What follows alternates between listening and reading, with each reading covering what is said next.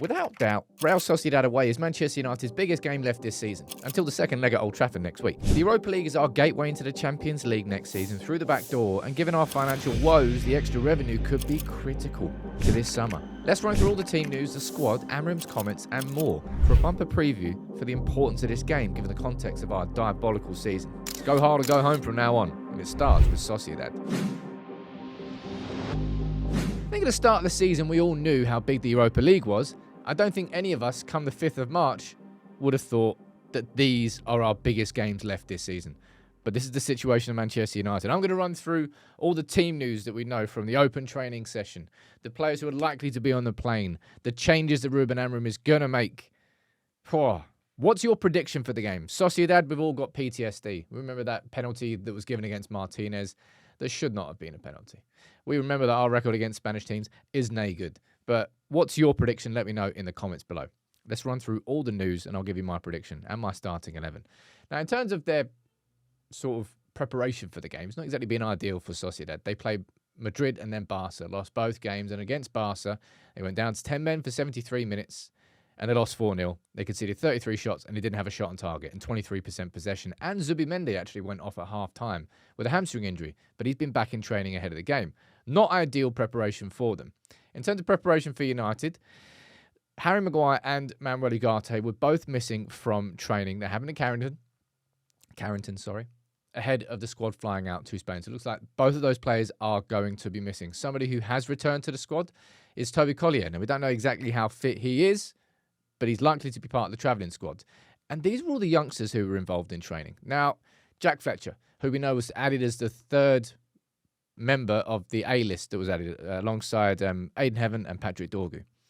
Harry Mass, we know, left back. Jack Morehouse, sort of a ball-carrying inside forward. James Scanlon, of all of them, I'm looking at James Scanlon saying that he could probably be Jaden Camerson, really. James Scanlon with another couple of goals over the weekend.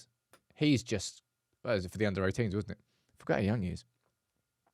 He's been scoring left, right, and centre for a good while now. Maybe not left, right, and centre, but he's definitely a goal threat. And then Chido Obi, who of course won't be flying because he's not registered to be part of the squad. Now, this was the team that faced Fulham, and there will be changes. Some of these changes are going to be enforced. Let's do those two straight away. We know that Maguire and Ugarte were both missing from training, so both are likely to be missing from this game. I think regardless of that, there were going to be some changes. Let's run through some conversation and talking points player-wise. And Onana is a big one, all right? Onana. I did a video on him this week. He's just not lived up to expectation. And I hope that he can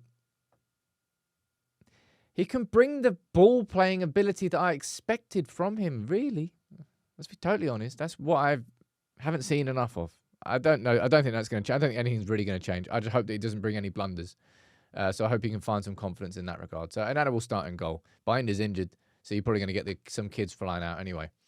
Somebody who, before he kicked a ball in a United shirt, I said there's a possibility that De Ligt, if he can stay fit, could become future United captain. I think in a season of frustration, where, yeah, there are athletic limitations of De Ligt, and certainly when you look at a system where he's playing as one of the wide centre-backs, but this guy is giving everything, every game. More so than most. I think he's been playing pretty well recently as well. He will start this game, as will Yoro, but in terms of the back three, I'm probably going to be moving De Ligt into what I would consider his favourite position as the central defender. And who comes in as the right-sided centre-back? You're probably going to see Mazraoui there, Delo there, and thankfully, Patrick Dorgu is going to be fit and available for this game, because Patrick Dorgu was, of course, missing for the Fulham game and will be missing because of a suspension for the next few games. Well, next two games. Arsenal and Leicester. We need him in this team. Get him, play down the left-hand side. We know that's how United are going to play. We're going to be left-heavy. That's how we play football. We're a left-heavy team. So get Dorgu back in there and try and go down that side. Sociedad will have a high line. Try and exploit that. Not too much, but try and exploit that. Now, I don't need to be the one to tell you that if United are going to win this game, it is going to be because Bruno Fernandes plays well. But who his midfield partner is, I think, is the interesting conversation about this starting 11, really. Two options. right? You could put Bruno in there. Sorry, not Bruno. You could put Collyer in there, or you could put Casemiro in there. And I hope that we see Collyer. And it will depend on how fit he is, because, well, I don't need to explain to you why. We know that Casemiro doesn't have the legs, but it's whether you go for experience or energy. And I think energy is more important than experience right now for Manchester United. So if he is fit, Collyer will come in alongside Bruno. It's kind of a light-for-light replacement, really, for Ugarte. And that would be my midfield. Now, in attack, I would be amazed if Xerxes is fit enough to start this game. He was dead on his feet at the end of the Fulham game. Still stood up, by the way, and took a penalty. Absolutely gassed. And I'd just be surprised if he was fit to start this game. So in that sense, if he's going to come off the bench and maybe make an impact towards the last 15, 20 minutes of the game, who would come in instead of him? Well, I think that's quite obvious in Garnacho, but I don't think it's as obvious when you think about, well, who's going to be the two behind Højlund. I'll speak about Højlund next. Does Eriksen keep his spot there? Who else could you play there conceivably? Who have we got? Chido, of course, can't be involved in this, so he's not eligible. Jack Morehouse won't get a debut from the start. Neither will Scanlon. You could, in theory, probably play Casemiro slightly further up. Not really. Kind of struggling for options here. Probably looking at Eriksen. Unless I'm forgetting someone, which is inherently possible. I'd probably say it's going to be Eriksen there.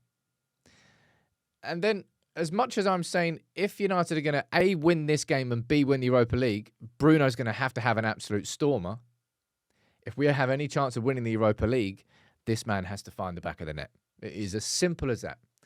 If Rasmus Højlund does not find his goal-scoring boots, United have no chance of winning the Europa League. Now, he's 6th on the top scorers for the Europa League this season. Nobody has a better goals-to-minute ratio than Højlund. A goal every 83 minutes he's played so far in the Europa League.